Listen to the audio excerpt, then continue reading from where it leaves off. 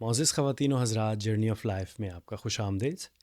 آج میرے ساتھ اس پروگرام میں تشریف فرما ہیں پاسٹر غزالہ شفیق، جو کہ چند روز قبل ہی پاکستان سے تشریف لائی ہیں۔ پاس صاحبہ ایک کرسچن اپولوجسٹ بھی ہیں اور ہیومن رائٹ ایکٹیوسٹ کے طور پر اپنی خدمات سر انجام دے رہی ہیں۔ انہوں نے ماسٹرز ان ڈیوینٹی اور ماسٹرز ان اکنامکس میں ڈگری حاصل کی ہے۔ تو پاس صاحبہ، آپ کو ہمارے پروگرام جرنی آف لائف میں خوش آمدید۔ تھینک یو، اور آئی ایم سو ہیپی کہ آج میرے لیے ممکن ہے آپ کے ساتھ بیٹھ کر جرنی آف لائف، زندگی کے سفر کو بیان کر سکوں۔ بہت شکریہ۔ ہماری سب سے پہلے تو میں ہمارے جو فضل بشارتی گروپ ہے اس کی جانب سے آپ کا شکریہ ادا کرنا چاہوں گا کہ آپ نے اتنے شارٹ نوٹس پہ ہماری اس دعوت کو قبول کیا اور اس پروگرام کا حصہ بنی ہے۔ تو اگر آپ اجازت دیں گی تو ہم اپنے سوالات کا سلسلہ آپ کے ساتھ شروع جی کریں گے۔ بالکل، آپ پوچھیں جو پوچھنا چاہتے ہیں، میں حاضر ہوں جواب بہت دینے شکریہ، کے لیے۔ بہت شکریہ۔ جی، تو پاس صاحبہ، اپنی نجی زندگی کے متعلق کچھ بتائیے گا کہ آپ کہاں پر پیدا ہوئیں اور ابتدائی تعلیم کہاں سے حاصل کی؟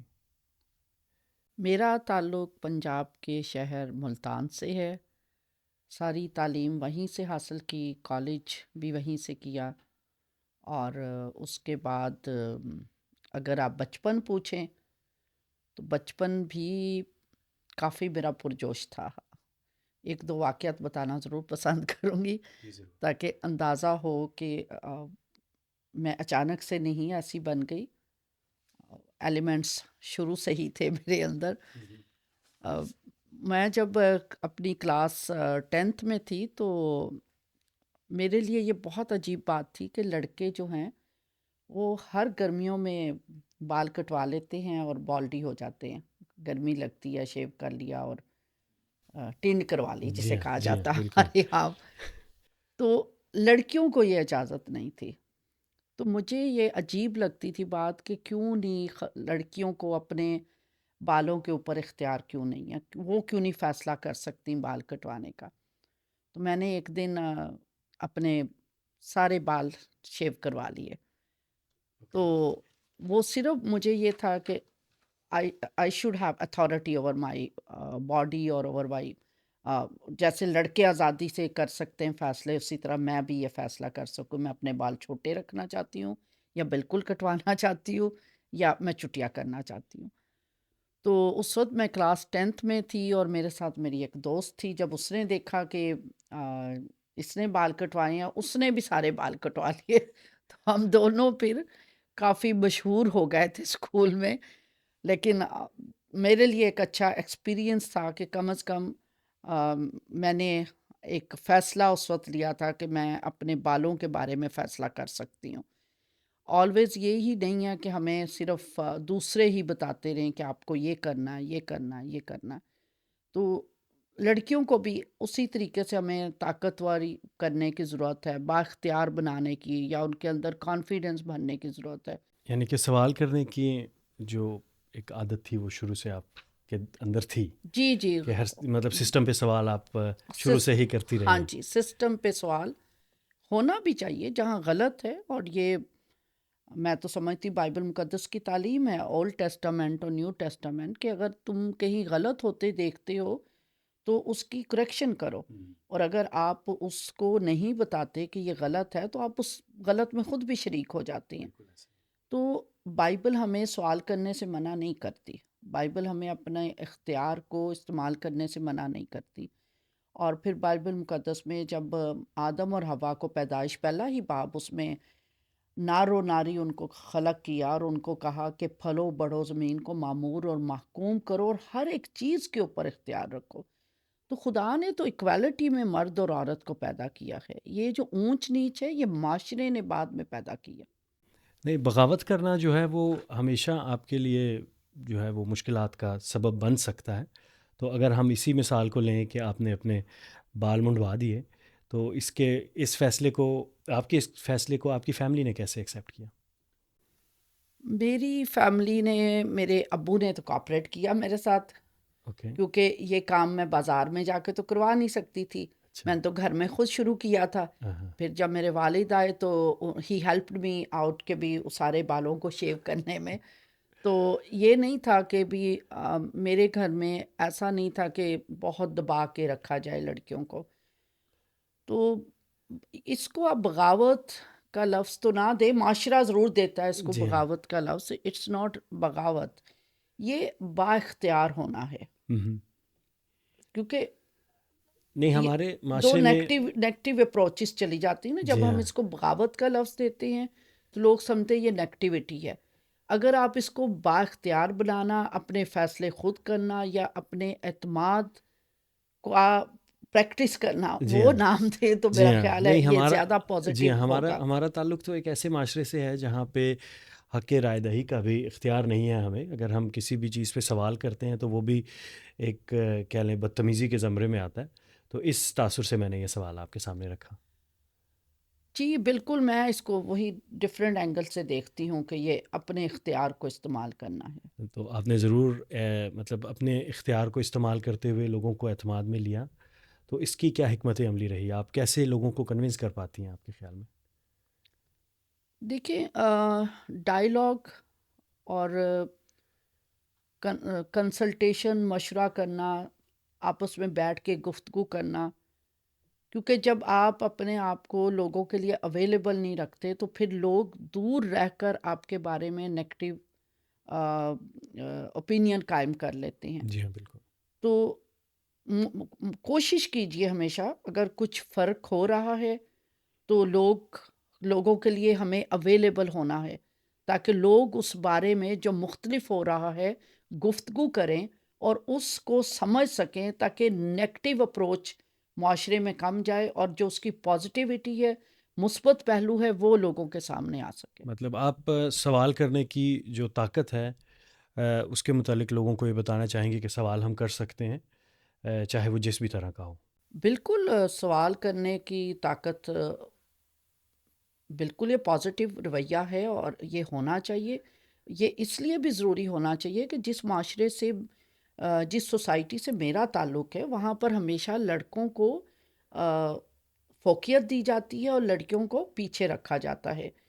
اور لڑکے کو وہ رات کو 11 بجے بھی گھر آئے تو کوئی کوشچن نہیں کرے گا، اور بچی اگر کالج جانے کے لیے یا اپنی یونیورسٹی کے لیے یا جاب کے لیے بھی جائے گی یا اپنی شاپنگ کے لیے بھی جائے گی تو اسے کہا جائے گا وہ 4 سال یا 5 سال کا جو اس کا چھوٹا بھائی ہے اس کو ساتھ لے کر جاؤ. یعنی ایک 24 سال کی بچی کا محافظ ایک 5 سال کا بھائی بنا کر اسے بھیج دیتے جی ہیں. ہاں. تو وائی ناٹ کہ ہم اپنی بچیوں کو اتنا اعتماد دیں، اتنی تربیت ان کی اچھی کریں کہ وہ سڑک پر بھی بااعتماد ہو کر چلیں. آپ کی شادی کب ہوئی؟ شادی میری 1992 میں. 1992. اوکے. تو شادی آپ نے پسند سے کی یا گھر والوں کی مرضی سے؟ پسند سے. میں سمجھ سکتا ہوں آپ کی شخصیت کو، جتنا میں جان پایا ہوں کہ یہ فیصلہ بھی آپ نے اپنے لیے خود لیا ہوگا. تو اب تک کا یہ سفر کیسا رہا؟ میرا تو زندگی کا سفر بہت ہی خوبصورت، اور میں سمجھتی ہوں کہ جتنا ہمارا دونوں کا آپس میں تعلق ہے، لوگ اس کو ایگزامپل بناتے ہیں. لوگ اس کو سنس آپ سب دیکھتے ہیں میری زندگی مصروف بھی بہت ہے، اور پھر بچے بھی ہیں 4 اور گھر بھی ہے. لیکن میں نے ایک چیز تو دیکھی ہے کہ بھی جب دونوں ہسبینڈ اینڈ وائف ایک دوستی والا رویہ رکھتے ہیں، دونوں ایک دوسرے کو انسان سمجھتے ہیں، غلام نہیں، نیچا نہیں، بلکہ برابری کی بنیاد پر، جیسا بائبل مقدس سکھاتی ہے کہ اگر ہسبینڈ اپنی بیوی سے محبت کر رہا ہے تو وہ اپنے ہی بدن سے محبت کر رہا ہے، اگر بیوی ہسبینڈ سے محبت کر رہی ہے تو اپنے بدن سے محبت کر رہی ہے. تو ہم دونوں کا جو آپس میں رویہ، سلوک، تعلق وہ بہت دوستانہ ہے. لیکن اس کے ساتھ ساتھ مجھے یہ بھی پتہ ہے کہ میں ایک پاکستانی معاشرے سے تعلق رکھتی ہوں جہاں ہسبینڈ کو بہت اونچا درجہ دیا جاتا ہے، اور دینا بھی چاہیے، نو ڈاؤٹ. تو بعض کا ایسا بھی ہوتا ہے کہ کئی جگہ پہ میں کھڑی ہوں اور میں صحیح بھی ہوں، اور میرے ہسبینڈ اگر مجھے ڈانٹ دیتے ہیں تو میں اسے چپ کر کے برداشت کرتی ہوں، کیونکہ مجھے اپنے ہسبینڈ کو کسی طریقے سے بھی ایسا نہیں دکھانا کہ لوگ مذاق بنائیں. تو ہم نے جو زندگی کا اصول دونوں نے بنایا کہ ہم اپنے جو قوانین، اپنے گھر کے اصول جو ہے اس کو ڈسکس کر لیتے کہ بچوں کے ساتھ کیسے سلوک کرنا، آپس میں کیسے کرنا ہے. تو ڈسکشن ہماری آپس میں بہت ہیلدی اور رویے ایک دوسرے کے ساتھ محبت کے، اعتماد کے اور احترام کے رہے ہیں، اور جس میں محبت سب سے زیادہ اوپر ہے. تو بہت بہت اچھی بات ہے. تو ڈس ایگریمنٹس کو کیسے ہینڈل کرتی ہیں اپنے رشتہ ازدواج میں؟ ڈس ایگریمنٹس کو میں نے بتایا کہ ہم پبلک میں تو لے کر نہیں آتے. ٹھیک ہے، یہ نہیں ہے کہ ڈس ایگریمنٹ نہیں ہوتا، ڈس ایگریمنٹ بالکل ہوتا ہے، لیکن ہم اس کو بیٹھ کر ضرور ڈسکس کرتے ہیں. اور بعض کا ڈانٹ بھی کھا لیتی ہوں اپنے ہسبینڈ سے. یہ نہیں ہے کہ ایسا، اور جہاں وہ اگر ان کو کوئی چیز نہیں سمجھ آ رہی ہوتی تو وہ بھی اوپن ہوتے ہیں اس کو سمجھنے کے لیے.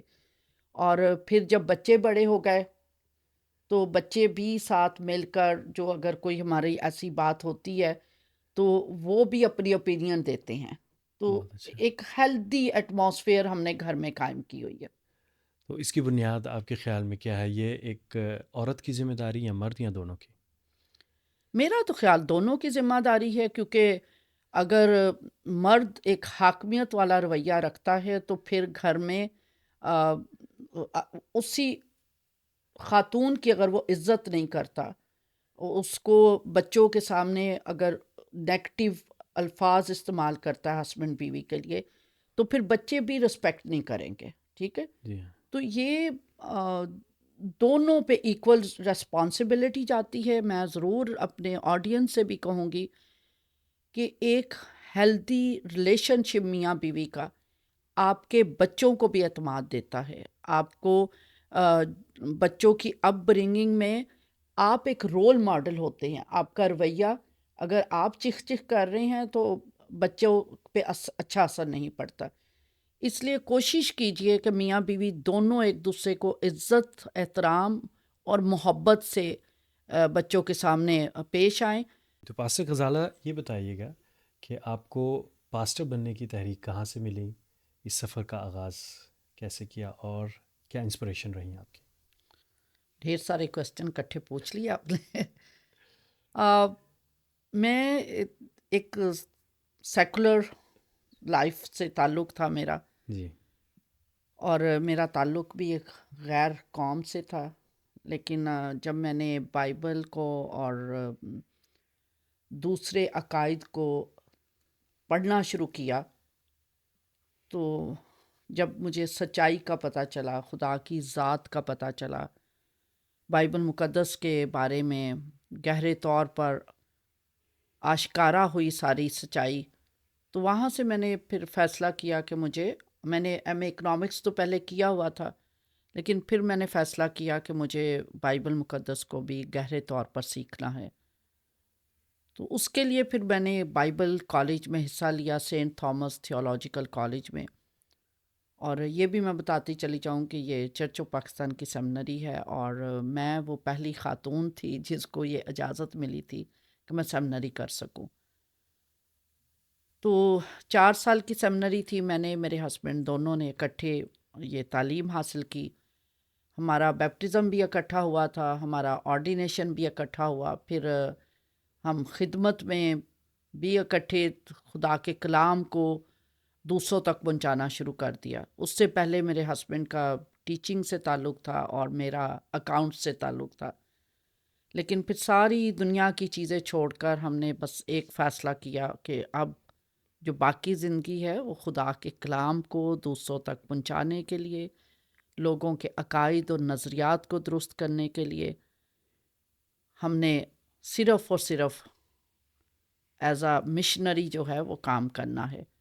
تو ایسے ہم دونوں کی جو زندگی ہے وہ اکٹھے ہی خدا کی طرف، کیونکہ اس سے پہلے میرے ہسبینڈ بھی کوئی اتنے مذہبی نہیں تھے. وہ کرسچن گھرانے میں تو ضرور پیدا ہوئے تھے، لیکن وہ والے کرسچن تھے جو سال میں صرف کرسمس پہ چرچ جاتے ہیں.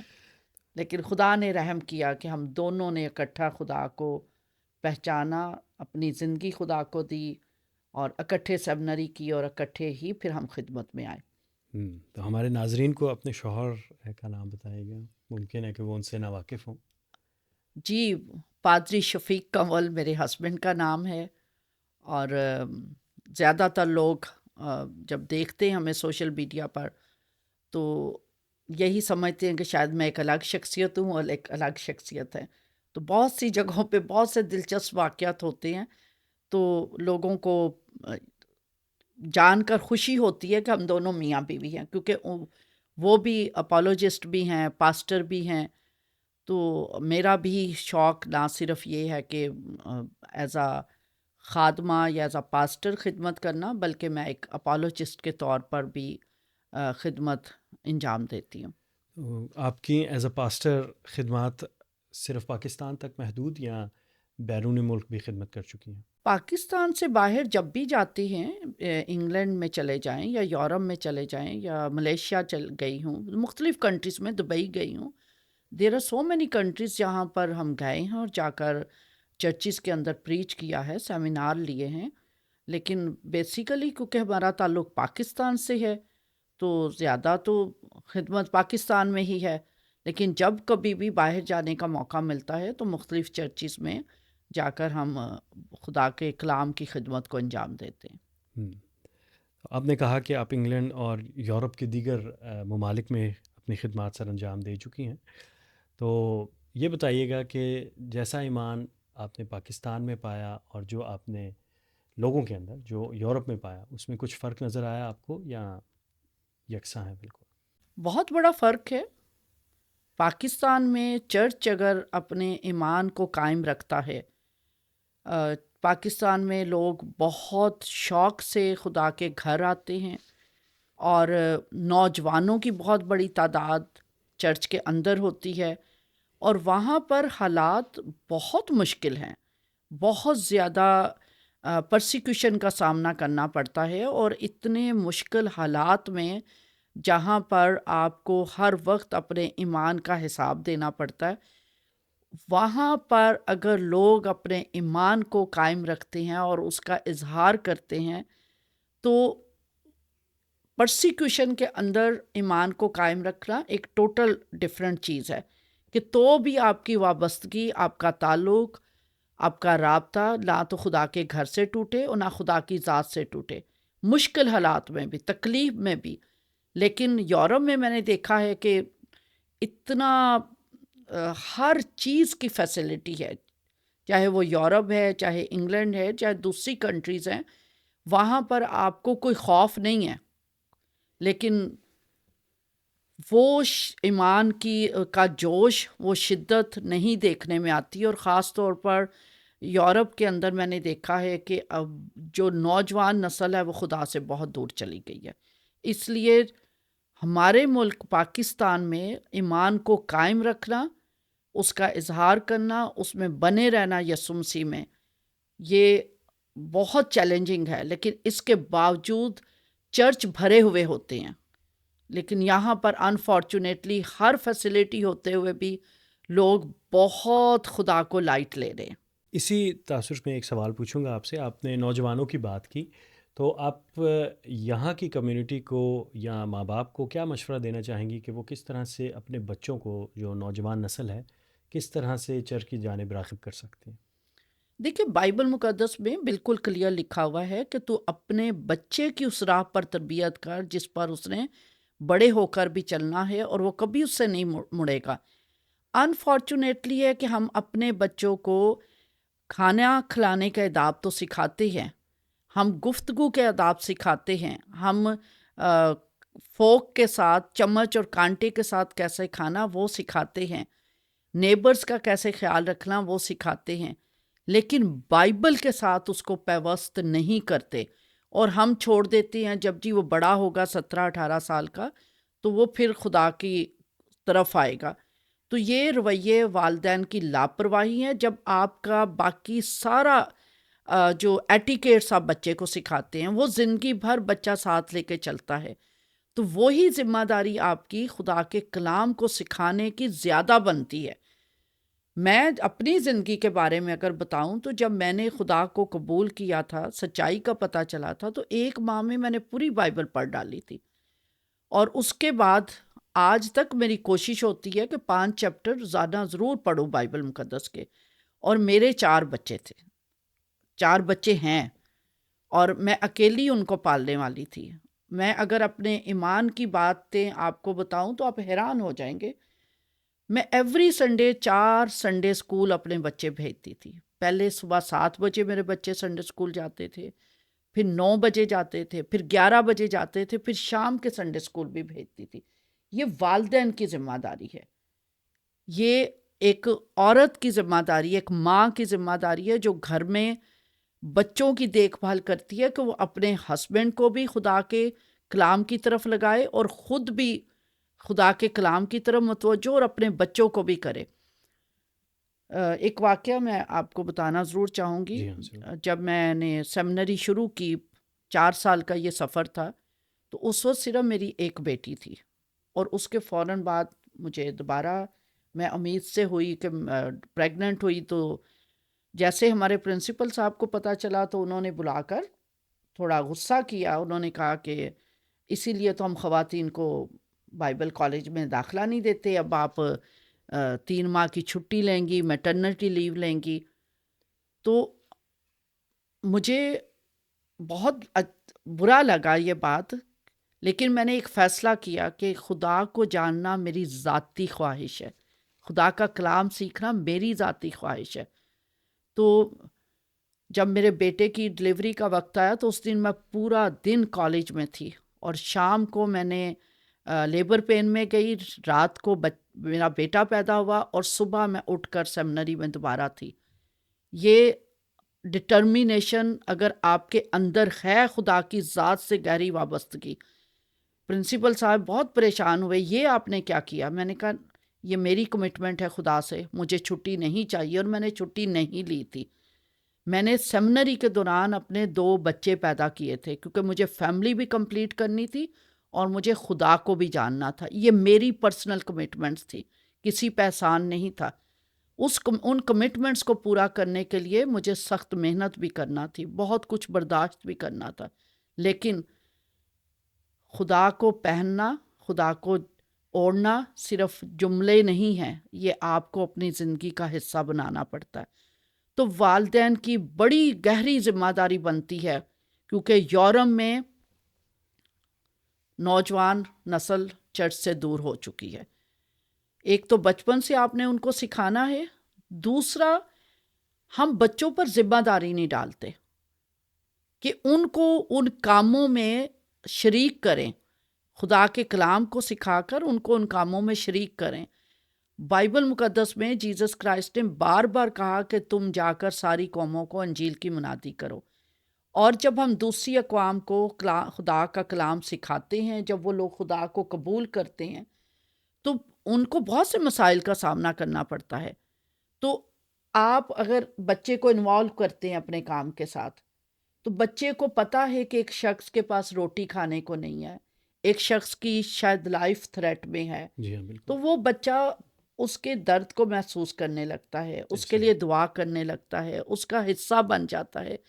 تو والدین کی بہت بڑی ذمہ داری بنتی ہے کہ بچے کو خدا کی ذات کے اندر پیوست کرنا، رائٹ فرام دا بگننگ. 17-18 سال کا کر کے آپ بچے کو نہیں کہہ سکتے. اس لیے میں کہوں گی کہ اگر یورپ میں والدین چاہتے ہیں کہ ان کے بچے خدا سے دور نہ ہوں، بلکہ بائبل تو کہتی ہے ماں کے پیٹ ہی سے تو میرا خدا ہے. جب بچہ ماں کے پیٹ ہی میں ہے تو اسے بائبل پڑھ کے سنائیں، اسے حمد کے گیت سنائیں، ورشپ سانگ سنائیں. کیونکہ اس وقت سائنس یہ ثابت کر چکی ہے کہ جو کچھ ماں حمل کی حالت میں جب وہ پریگننٹ ہے وہ کرتی ہے، بچہ اس کو ریسیو کر رہا ہوتا ہے. تو خدا را ایک ذمہ دار ماں بنیے تاکہ آپ بچوں کی اس راہ پہ تربیت کر سکیں جو خدا کی راہ ہے. ایسی خواتین جو چرچ لیڈرشپ میں اپنا ایک رول ادا کرنا چاہتی ہیں، انہیں آپ کیا مشورہ دیں گی؟ انہیں میں بالکل مشورہ دوں گی، ان عورتوں سے ضرور سبق حاصل کیجئے یا انسپائریشن لیجئے. جب جیسس کرائسٹ کو کروسیفائی کیا جا رہا تھا تو بہت سے لوگ ڈر گئے تھے، شاگرد بھی ڈر گئے تھے، لیکن خواتین مسلسل صلیب کے نیچے بھی کھڑی رہیں، وہ اس وقت تک کھڑی رہیں، انہوں نے اس قبر کو بھی دیکھا جہاں پر جیسس کرائسٹ کی باڈی رکھی گئی تھی. اس کے بعد قبر پر پہلے پہنچنے والی بھی خواتین تھی. ایک تو یہ کمٹمنٹ جو ان خواتین نے خدا کی ذات کے ساتھ رکھی، وابستگی، وہاں آپ دیکھیں لکھا ہے کہ یہ خواتین گاؤں گاؤں جیسس کرائسٹ کے ساتھ جاتی تھی اور اپنے روپے پیسے سے بھی ان کی مدد کرتی تھی. تو رویے تو سارے بائبل مقدس میں موجود ہیں. جی سیکھنا کس نے ہے؟ عورتوں کا بہت اہم کردار ہے خود اناجیل کے اندر بھی اور توریت، زبور اور صحائف انبیاء کے اندر بھی. لیکن آج کی عورت نے اپنے آپ کو صرف بچے پیدا کرنے اور ہانڈی روٹی تک محدود کر لیا ہے. اس وجہ سے وہ اس طور سے خدمت کے اندر نہیں آتی جس طور سے آنا چاہیے. تو پلیز ساری اناجیل میں دوبارہ سے ضرور پڑھیے اور جہاں جہاں عورت کا کردار ہے اس کو انڈر لائن کیجئے. اس سے خدا سے کہیے کہ وہ اسپرٹ جو ان خواتین کے اندر تھی، وہ اسپرٹ آج کی جو مشنری خواتین ہیں جو خدمت میں آنا چاہتی ہیں، پرسکلا اور اکولا کی طرح اور ان خواتین کی طرح جو پولوس رسول کے ساتھ جان فشانی کر کے خدمت کا کام انجام دیتی تھیں. آپ نے اپنی نجی زندگی میں جو چرچ کی ذمہ داریاں تھیں اور اپنی جو فیملی لائف میں، اس میں توازن کس طرح سے رکھا؟ بالکل توازن، ڈسپلن تو بائبل مقدس کہتی ہے کہ خدا ترتیب کا خدا ہے. جی تو میں نے کبھی نہ اپنے ہسبینڈ کو اگنور کیا نہ بچوں کو اگنور کیا. میں نے بتایا میں 4 سنڈے اسکول بچوں کو بھیجتی تھی. پھر میں نے ان کی بچپن میں ہی ہمارے یہاں میکڈونلڈ کا ممبرشپ تھی، میں نے 4 بچوں کی وہ ممبرشپ کروائی ہوئی تھی. اور ہسبینڈ کو میں پوری توجہ بالکل رات کو چاہے میں کتنے بجے بھی آؤں تو میری کوشش ہوتی ہے کہ میں گھر کے برتن دھو کے ٹیبل کو صاف کر کے، کہ کوئی رات کو یا صبح سویرے آ جائے تو وہ یہ نہ دیکھے کہ اس کا گھر گندا ہے. دیکھیں یہ تو ذمہ داریاں آپ نے خود محسوس کرنی ہے نا. بائبل کا خدا آپ کو قوت اور طاقت دیتا ہے، اختیار دیتا ہے. اس اختیار کو استعمال کرنا ایک عورت کے اپنے اختیار میں ہے. بائبل وہ واحد خدا کا کلام ہے جو یہ اختیار بھی عورت کو دیتا ہے کہ کوئی کھیت خریدنا ہے، کوئی پراپرٹی لینی ہے. امثال 31 باب میں بائبل تو یہ سکھاتی وہ بھی عورت کی ذمہ داری ہے. تو عورت نے کیوں اپنے آپ کو آج کل بیچارہ سمجھ لیا ہے؟ اس بیچارے والی رویے سے عورت باہر آئے اور گھر میں ہسبینڈ کو بھی توجہ دیجیے. میں لوگوں کو بتاتی ہوں کہ جب ٹھیک ہے میرے پاس سرونٹ بھی ہے جو گھر کا کام کرتے ہیں، لیکن جہاں اگر کموڈ دھونا ہے میں کموڈ بھی دھوتی ہوں. گھر کا اگر کوئی کام کرنا ہے تو میں وہ بھی کرتی ہوں. نہ ہسبینڈ کو کبھی اگنور کیا. جب میرے ہسبینڈ تیار ہوتے، کیونکہ خواتین جب بہت زیادہ وہ باہر کے کاموں میں مصروف ہو جاتی ہے تو وہ تو ہسبینڈ کو اگنور کرنا شروع کر دیتی ہیں. لیکن میری آج تک یہ عادت ہے، جب میرے ہسبینڈ تیار ہوتے ہیں میں پرسنلی انہیں بتاتی ہوں آپ کے بال ایسے ہیں، میں برش پکڑ کے ان کے بال ٹھیک کرتی ہوں، میں ان کی ٹائی کی تعریف کرتی ہوں، میں ان کے کپڑوں کی تعریف کرتی ہوں، کہ میرا ہسبینڈ یہ نہیں سمجھے کہ میری وائف مصروف ہے تو اب وہ مجھ میں کوئی انٹرسٹ نہیں لیتی ہے. تو یہ رویے ہم نے خود متعین کرنے. بچے تیار ہوتے، میں اپنے بیٹے کی تعریف کرتی ہوں کہ آج آپ نے یہ رنگ پہنا، یہ آپ پہ بہت اچھا لگ رہا ہے. پھر میں اپنے بیٹے کو کہوں گی آپ کی اپنی بہنوں نے جب تیار ہوئی ہیں آپ ان کی تعریف کریں. بہنوں کو میں بولوں گی اپنے بھائی کی تعریف کرو کہ اس نے جو کپڑے پہنے ہوئے اس پہ اچھے لگ رہے ہیں. لائک ایک دوسرے کے اندر دلچسپی لینا گھر کے اندر بہت اہم ذمہ داری ہے. اور اگر میں یہ ذمہ داری پوری کرتی ہوں تو میں اپنے بچوں کو بھی کہتی ہوں کہ وہ پاپا کی تعریف کریں. پھر میں ان کے ڈیڈی کو کہوں گی بچوں کی تعریف کریں. کیونکہ ہم نے بہت انوالو رکھا ہے کہ یہ نہیں ہو کہ میرے گھر کے اندر میں باہر تو بہت ہیروئن بنی ہوئی ہوں، لیکن گھر میں بچے کے ماں تو پوچھتی نہیں ہم سے. جی تو یہ ذمہ داری خواتین کی بنتی ہے، اور یہ ساری پوٹینشل خدا نے ہر عورت کو دی ہوئی ہے. بالکل درست فرمایا آپ نے. یہ بتائیے گا کہ جو چرچ کی کمزور لیڈرشپ ہے اس کے متعلق آپ کی کیا رائے ہے؟ اس کے بارے میں تو جتنی میں ستائی ہوئی ہوں چرچ کی، اپنے چرچ کی لیڈرشپ سے، تو شاید ہی کوئی ستایا ہوا ہو. بات یہی ہے کہ ہمیں بائبل کہتی ہے ہمیں بزدلی کی روح نہیں دی. اور ایک چیز اور، 10 احکام میں پہلا حکم ہی یہ ہے، خدا کہتا ہے میں خداوند تیرا خدا غیور خدا ہوں. یہ غیرت کا جذبہ جو ہے نا، یہ لیڈرشپ میں مجھے لگ رہا ہے کہ شاید کم ہوتا جا رہا ہے. اپنی قوم کی غیرت کا، حقوق کی غیرت کا، ذمہ داری کی غیرت کا، یہ ہمیں بائبل تو کوٹ کوٹ کے سکھاتی ہے. وہ تو کہتی ہے گونگے کی وکالت، بےکس کی وکالت کے لیے اپنا منہ کھول، مظلوموں کے بندھن توڑو. تو یہ لیڈرشپ کی ذمہ داریاں ہیں. لیکن انفارچونیٹ ہے کہ ہمارے ملک میں حالات کچھ اس قسم کے ہیں کہ خوف طاری رہتا ہے ہماری لیڈرشپ پر، چاہے وہ مذہبی ہے چاہے وہ سیاسی ہے. آپ نے ہیومن رائٹ ایکٹیوسٹ کے طور پر اب تک کافی خدمات سر انجام دی ہیں. سانحہ جڑاں والا اس میں سر فہرست ہے، اور رمشا کیس میں بھی آپ کافی انوالو رہیں. تو اس کے لیے تو ہم ایز اے کرسچن کمیونٹی آپ کی خدمات کو سراہتے ہیں. تو یہ بتائیے گا کہ کن مشکلات کا سامنا کرنا پڑا؟ مشکلات کا تو سامنا کرنا پڑتا ہے. آپ مجھے کہیں کرسچن ایکٹیوسٹ بھی کہہ سکتے ہیں اور ہیومن رائٹ ایکٹیوسٹ بھی کہہ سکتے ہیں، کیونکہ جہاں کہیں غلط ہوتا ہے اس کے لیے آواز اٹھانا، کیونکہ جن پر ظلم ہو رہا ہوتا ہے یا جو سلاخوں کے پیچھے چلے جاتے ہیں وہ تو نہیں اپنے لیے بول سکتے نا. جی ہاں.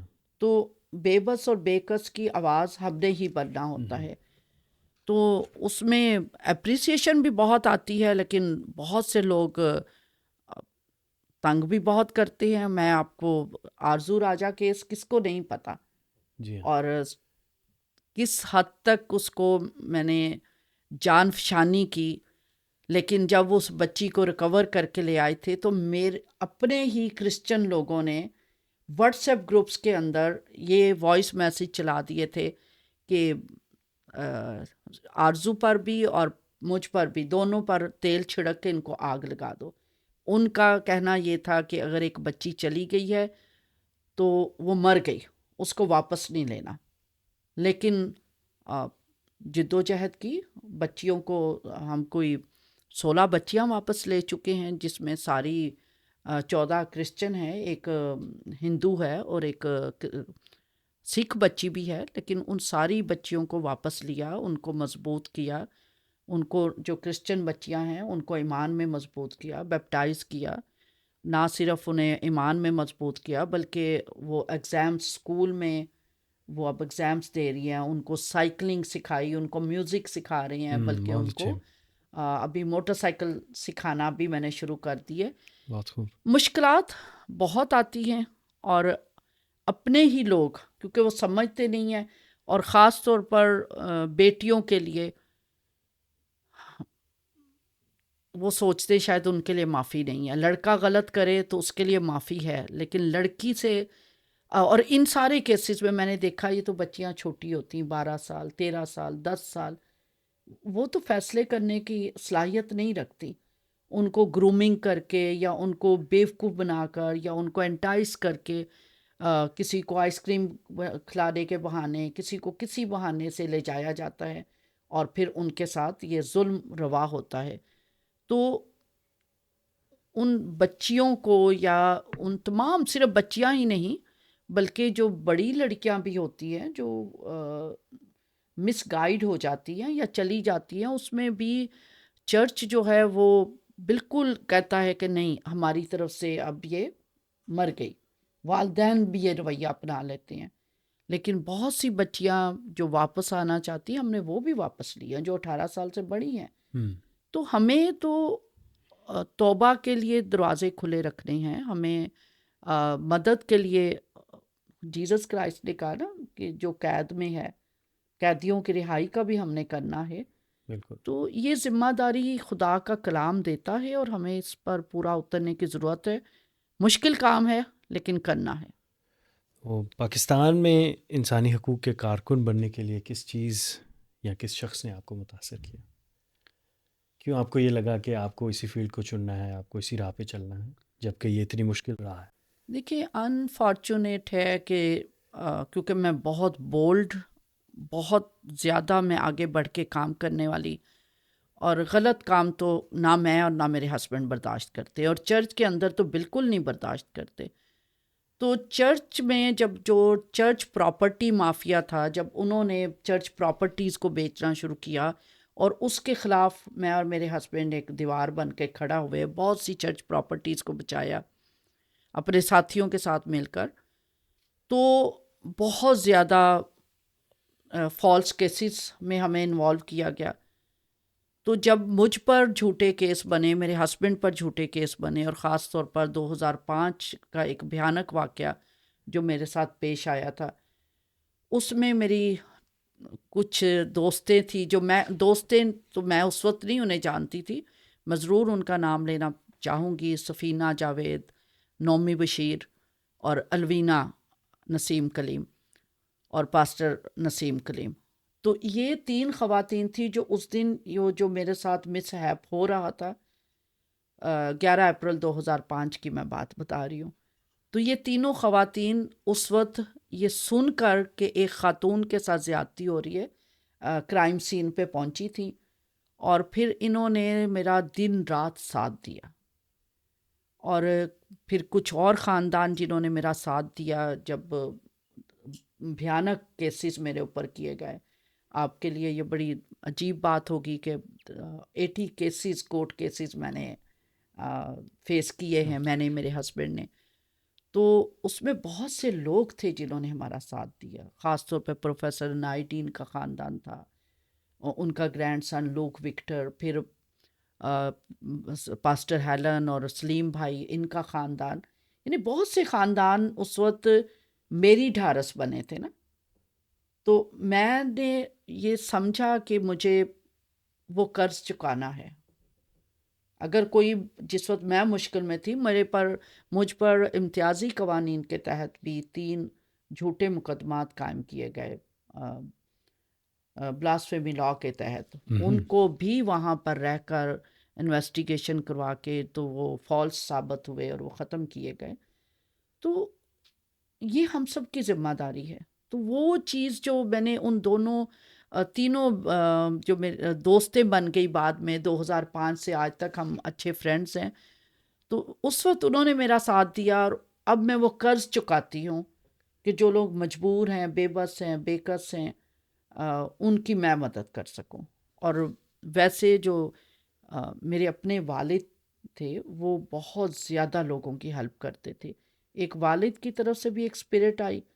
پھر کلام خدا میں سے جب جیزس کرائسٹ کا جو میسیج ہے کہ میں بھوکا تھا، میں پیاسا تھا، میں ننگا تھا، میں قید میں تھا، میں پردیسی تھا، میں بیمار تھا، تو تم نے میری خبر نہیں لی. تو یہ سارے ہیومن رائٹس کے کام یسوع مسیح خود سکھاتے ہیں نا. بالکل. تو وہ ہر انسان کو کرنے ہیں.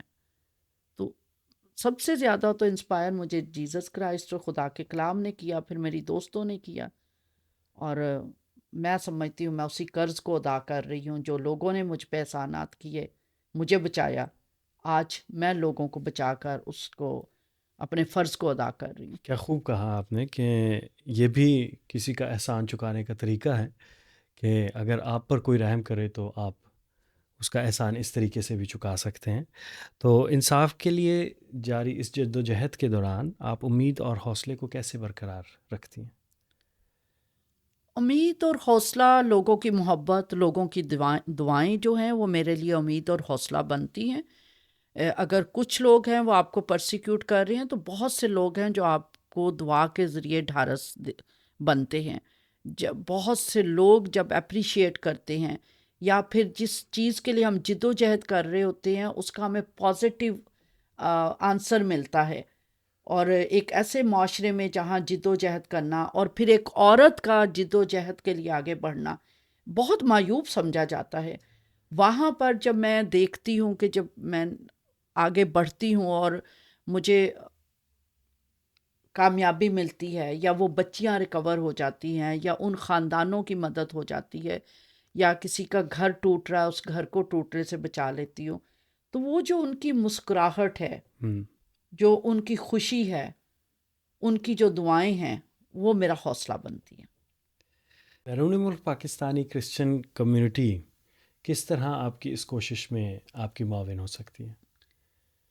بیرون ملک میں جو کرسچن ہیں، جو میں بہت انہیں اپریشیٹ کرتی ہوں کہ سالہ سال سے وہ پاکستان چھوڑ چکے ہیں، لیکن پھر بھی ان کا دل پاکستان کے لیے دھڑکتا ہے، تو ضرور انہیں حقوق کے لیے امبیسیز کے پاس جانا چاہیے، اور اداروں کے پاس جانا چاہیے، اور پھر یہ تعلیم کو سپورٹ کر سکتے، کیونکہ ابھی جو کرسچن فیملیز ہیں وہ ایجوکیشن افورڈ نہیں کر پا رہی، ہم۔ کیونکہ مہنگائی اتنی زیادہ ہے، وہاں پر ارننگ نہیں ہے، جو دونوں میاں بیوی کام بھی کر رہے ہیں تو بھی وہ اپنے بچوں کو اسکول بھیجنے سے قاصر ہیں۔ قاصر ہے، یس۔ تو ہم اداروں کو لکھ بھی سکتے ہیں، ہم پاکستانی جو بیرون ملک میں پاکستانی ہیں وہ سافٹ لیٹرز حکومت پاکستان کو بھی لکھ سکتے ہیں کہ یہ یہاں پر امپرومنٹ کی ضرورت ہے،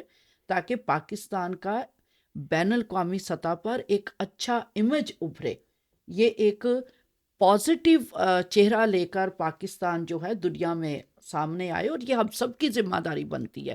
تو ذمہ داری جب ہم جہاں مسائل ہیں، جہاں کمزوریاں ہیں، جہاں کمی ہے، اس کی نشاندہی کریں گے تو حکومت پاکستان آپ کے ساتھ تعاون کرے گی، اور جب تک آپ انہیں بتائیں گے نہیں وہ عمل کیسے کریں؟ ہم۔ تو بتانا تو ہماری ذمہ داری ہے نا۔ جی ہاں، بالکل۔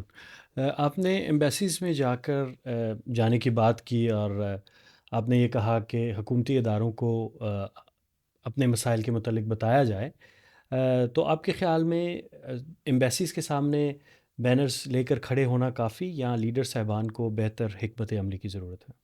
دیکھیں، زیادہ تو بہتر یہ ہو کہ ہم ان کے ساتھ انگیج کریں، ان کے ساتھ بیٹھیں، اپنے کوئی 100 50 200 لوگ بٹھائیں، تاکہ ایک صحت مندانہ طریقے سے آپ ساری بات چیت ان سے کر سکیں، اور پھر ریٹرن میں انہیں دے بھی سکیں۔ اگر ہم باہر کھڑے ہو کر صرف احتجاج کر کے آ جاتے ہیں تو شاید اندر تک بات بھی نہیں پہنچتی۔ کیا ہم ہیلدی ریلیشن شپ بھی ان کے ساتھ بلڈ کریں؟ جیسے ہمارے پاکستان میں ہم اپنے کمشنر کے ساتھ، اپنے میئر کے ساتھ، اپنے وزیر اعلیٰ کے ساتھ، اپنے اسپیکر، ڈپٹی اسپیکر اور اداروں کے ساتھ ایک اچھی ریلیشن شپ بلڈ کر کے، ان سے ڈسکشن کر کے، پھر اپنے مطالبات کو اپنے 11 اگست کے دن ریاست کے آگے رکھتے ہیں۔ اگر آپ اپنے اداروں کو اعتماد میں نہیں لیتے تو پھر آپ کی سنے گا کون؟ تو ضرور ہے کہ امبیسیز میں جا کر ڈائیلاگ کے لیے بیٹھیں، ڈسکشنز کے لیے بیٹھیں، اور رائٹنگ میں چیزوں کی نشاندہی کریں۔ ہمارا مقصد نیگیٹیوٹی پھیلانا نہیں ہے، ہمارا مقصد پازیٹیو چیزوں کو سامنے لے کر آنا ہے، اور مسائل کا حل ڈھونڈنا ہے، اور پاکستان کو ایک اچھا امیج دنیا میں اس کا کریٹ کرنے کی کوشش کرنا ہے۔ لیکن یہ کہہ دینا کہ مائنورٹیز وہاں پہ خوش ہیں، جو کہ ہمارے سماجی اور سیاسی اور مذہبی لیڈر دیتے ہیں بیان، یہ بالکل غلط ہے۔ مائنورٹیز کے ساتھ زیادتی ہوتی ہے، ہو رہی ہے، اور ہمیں اس کی نشاندہی کرنے کی ضرورت ہے۔ بہت شکریہ پاسٹر غزالہ صاحبہ۔ وہ نوجوان جو کرسچن رائٹ ایکٹیوسٹ کے طور پر سامنے آنا چاہتے ہیں بیرون ملک رہتے ہوئے، انہیں آپ کیا ایڈوائس کرنا چاہیں گے؟ پہلے تو تعلیم حاصل کیجئے، اچھی تعلیم حاصل کیجئے، اور سیاست کے اندر آئیے، اور اپنی جگہ ایسے اداروں میں بنائیں، اقوام متحدہ میں، یورپین پارلیمنٹ میں، اور جس ملک میں آپ رہتے ہیں اس کی پارلیمنٹ تک پہنچیں، کیونکہ آپ ایک اچھے ملک میں پہنچ چکے ہیں۔ تو میں ضرور یہاں کے جو نوجوان ہیں ان کو کہوں گی اچھی سیاسی شعور حاصل کر کے سیاست میں قدم رکھیں، تاکہ اپنے لوگوں کے حقوق کی جنگ آپ پازیٹیو طریقے سے لڑ سکیں۔ جی، تو میں اپنے ناظرین کو یہ بتاتا چلوں کہ پاسٹر غزالہ شفیق بیت المومنین چرچ کی فاؤنڈر ہیں، اور پاکستان میں پہلا چرچ جہاں خواجہ سرا آزادی سے عبادت کر سکتے ہیں کی بھی بنیاد آپ نے رکھی، جس کا نام آپ نے بیت المومنین خواجہ سرا رکھا ہے۔ تو پاس صاحبہ اس کے متعلق ذرا اختصار سے بتائیے گا۔ بیت المومنین خواجہ سرا چرچ اور ایک چرچ ہے بیت المومنین چرچ۔ بیت المومنین کا مطلب ہے مومنین کا یا ایمانداروں کا گھر۔ تو جو لوگ غیر اقوام سے، میجورٹی گروپ پیپل سے خدا کو قبول کرتے ہیں، وہ وہاں پر اکٹھے ہو کر خدا کی عبادت کرتے ہیں، خدا کے کلام کو سیکھتے ہیں۔ اور دوسرا جو بیت المومنین خواجہ سرا، وہ تو نام سے ہی ظاہر ہے، جو معاشرے کے رد کیے ہوئے، خاندانوں کے رد کیے ہوئے افراد، اور کلیسیا نے بھی جن کو رد کیا، جن کو ہم مختلف ناموں سے پکارتے ہیں، خسرا، ہیجڑا، جنجال پورا، there are so many words، لیکن بائبل مقدس ان کے لیے خواجہ سرا کا لفظ استعمال کرتی ہے، تو اس لیے میں نے اس کا نام بیت المومنین خواجہ سرا رکھا، کیونکہ خواجہ سرا بھی مومنین ایماندار ہو سکتے ہیں اور وہ بھی خدا کے گھر میں آ سکتے ہیں۔ تو اس کے لیے آپ نے علیحدہ سے چرچ کیوں بنایا؟ کیا یہ بہتر نہیں تھا کہ معاشرے میں اس کی اویئرنیس دی جاتی اور انہیں بھی جو عام چرچز ہیں اس میں جگہ ملتی؟ بالکل، بہت ہی اچھا ہوتا کہ ان کو جو عام چرچز ہیں اس کے اندر ہی جگہ ملتی، لیکن جب ہم کلام خدا پر توجہ کرتے ہیں تو کلام خدا ان کے لیے الگ ذکر کرتا ہے۔ یسایہ نبی کا صحیفہ، اس کا چیپٹر 56، اس کی 3، 4 اور 5 آیت مبارکہ میں لکھا ہوا ہے کہ خوجہ ہرگز نہ کہے کہ میں سوکھا درخت ہوں۔ خدا فرماتا ہے وہ خوجے جو میرے سبتوں کو مانتے اور میرے آئین پر عمل کرتے ہیں، میں انہیں اپنے گھر میں، اپنے چار دیواری میں لاؤں گا اور ان کو بیٹے بیٹیوں سے بڑھ کر نام دوں گا، better than sons and daughters, اور ان کو جی۔ وہ ایک ابدی نام دوں گا جو مٹایا نہیں جائے گا۔ ان کا الگ سے ذکر ہے، مرد اور عورت سے ہٹ کے ان کا ذکر ہے، اور بائبل مقدس جو عبرانی میں لفظ ہے سارے سن کے لیے استعمال ہوا ہے، اردو میں خواجہ سرا اس کی ٹرانسلیشن ہوئی ہے۔ پھر اگر متی کی انجیل مقدسہ اس کا 19واں باب اور اس کی 12ویں آیت مبارکہ میں جیزس کرائسٹ نے بھی ان کو ڈیفائن کیا ہے۔ جیزس کرائسٹ نے فرمایا کہ کچھ خوجے ایسے ہوتے ہیں جو ماں کے پیٹ ہی سے پیدا ہوتے ہیں، کچھ خوجے ایسی ہیں جن کو دنیا خوجہ بنا دیتی ہے، اور کچھ خوجے ایسے ہوتے ہیں جو خود اپنے آپ کو خوجہ بناتے ہیں خدا کی بادشاہی کے لیے۔ اور ان تینوں کے لیے بھی جو لفظ استعمال ہوا ہے، انگلش میں یونیخ کا لفظ استعمال ہوا ہے، اور گریک میں یونیخوس، جس کا مطلب ہے کیسٹریٹڈ، اور جس کا لفظی مطلب ہے بستر کی حفاظت کرنے والا، کیونکہ یہ لوگ کیسٹریٹڈ ہوتے ہیں جن کے اعضائے تناسل موجود نہیں ہوتے، چاہے وہ ماں کے پیٹ سے ایسے پیدا ہوں یا دنیا ان کو کیسٹریٹ کر دے یا وہ خود اپنے آپ کو کیسٹریٹ کریں، تو یہ ان سے کسی کو کوئی خطرہ نہیں ہوتا کہ یہ جنسی طور پر کسی کو ہراساں کریں گے یا ان کے ساتھ کوئی بدسلوکی کریں گے۔ تو یہی وجہ ہے کہ جب ہم کلام خدا میں بھی دیکھتے ہیں تو اولڈ ٹیسٹامنٹ میں آستر کو دیکھ بھال کرنے والے بھی خواجہ سرا ہی تھے، دانیل نبی کی دیکھ بھال کرنے والے خواجہ سرا تھے۔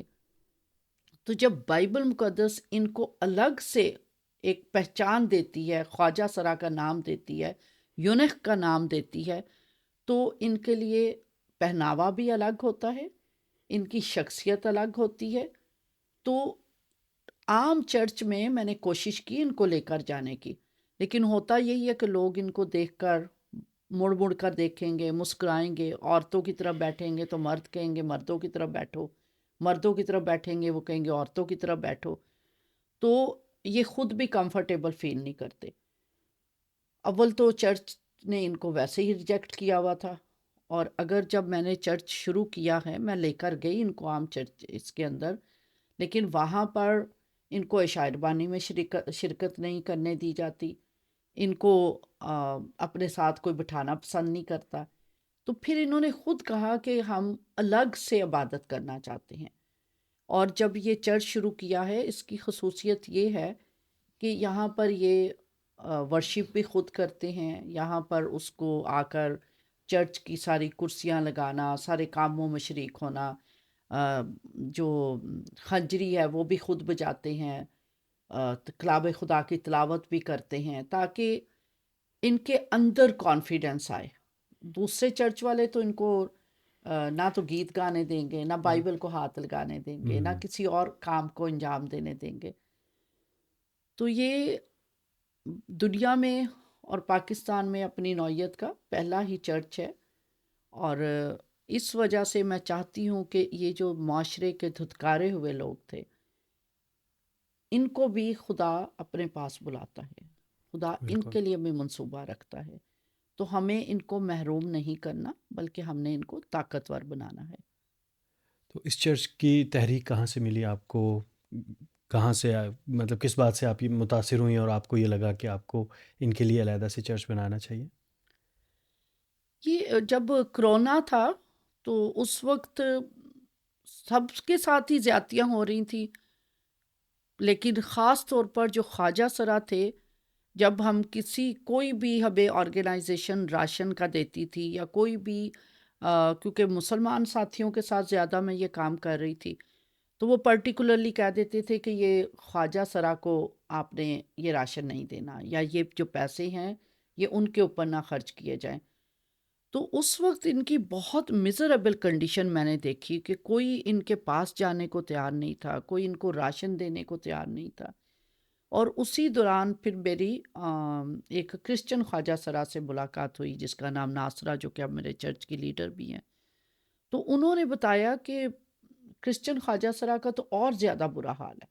خواجہ سرا اٹ سیلف ہمارے معاشرے میں مارجنلائزڈ ہیں، دھتکارے ہوئے لوگ ہیں، جی اور ہاں۔ پھر اس میں کرسچن خواجہ سرا، تو بہت سے خواجہ سرا تو اپنی شناخت ہی چھپا لیتے تھے، کیونکہ چرچ انہیں قبول نہیں کرتا تھا، تو وہ پھر یا تو اپنا دین بدل لیتے تھے۔ تو وہاں سے ناصرہ نے کہا کہ کیوں نہ آپ مل کر ہم ان کے لیے دعا کریں۔ پہلے تو میں نے ناصرہ کے ساتھ ہی دعا کرنا شروع کی، پھر وہ آہستہ آہستہ ایک اور ساتھی آرزو کو لے کر آئی، پھر اینجل کو لے کر آئی۔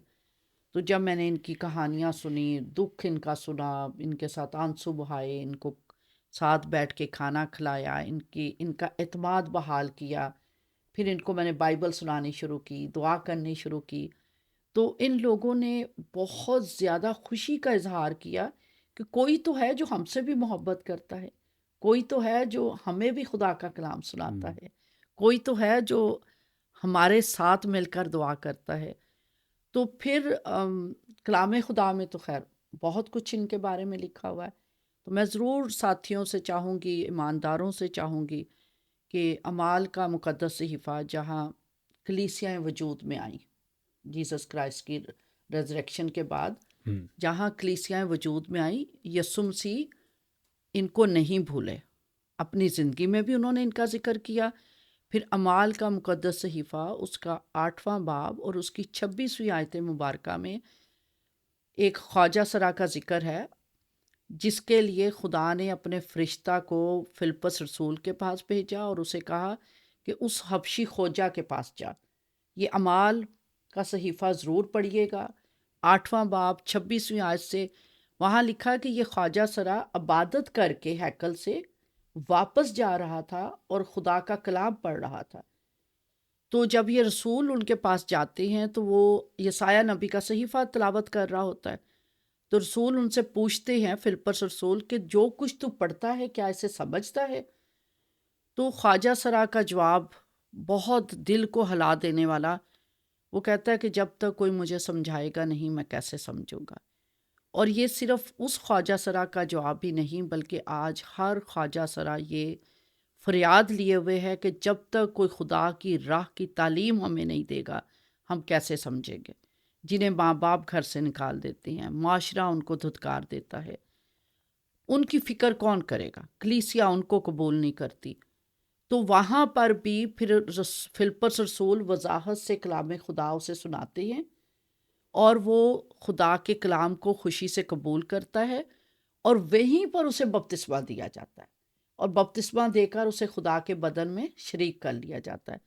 تو اٹ مینس کہ خدا ان کے لیے ایک الگ منصوبہ رکھتا تھا، ان کی ایک الگ شناخت ہے. اگر یہ الگ شناخت نہ ہوتی تو کیوں بائبل مقدس میں ان کا الگ ذکر کیا جاتا؟